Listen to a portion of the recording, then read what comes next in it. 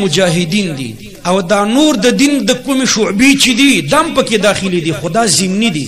قصدي پکې مجاهدین داخل دي دا نور شعبې پکې ضمني راځي انګريزان چې کله بر صغیر تراغله نو د دوی غټ مقصد دا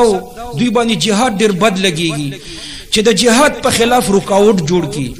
نو ډېر د سیسي جوړ کړي خو قادیانیان را پیدا کړل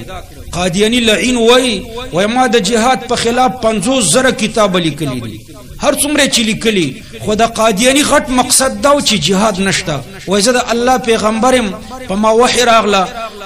چې جهاد ختم دی خو قادیانی لعین خو د پیغمبري دعوه وکړه نو د مشن دومره ډېر په مخ لا نړو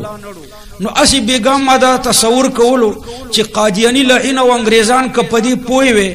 چې دغه مشن چې کوم قادیانی ته حواله شوی د قادیانی نه بغیر هم د دې چلیدل ممکنو نو زم قادیانی به نورا پیدا کړي ځکه دا مشن د قادیانی وس ټوله دنیا چلی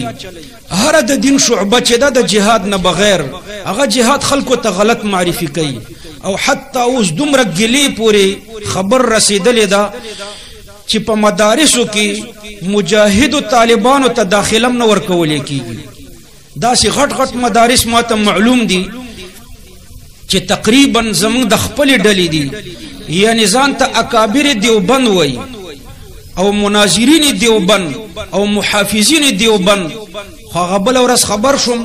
چې یو طالب 13 کال جهاد ته تل او سکاله د مدرسې نه خارج کړي چې ته پروس کالي ولې جهاد ته تلې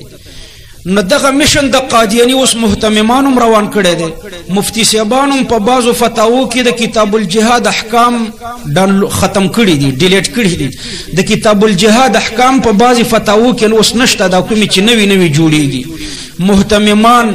او دارنګي بازي مفتی صاحبان بازي مهتممان بازي مشایخ بازي د دین د نور شعبې چې د دین خدمت پکې کوي نو دوی باندې د مجاهد او جهاد دا بد لګيږي او بعض ملامت هم ندي ځکه د مجاهدینو په نوم ډیر داسې خلک راووته چې د ان تقاتل الكفار په ځین د مسلمانانو سره قتال شروع کړو په 100 روپۍ مسلمان شهیدای په 1 لک روپۍ مسلمان شهیدای نوم خو د مجاهد استعمالي نو دا خو د خلک دي مجاهدین خو نه دي خو خراب خو هر ډله کېشته مطلب مې دا و چې د دې اولین مصداق مجاهدین دي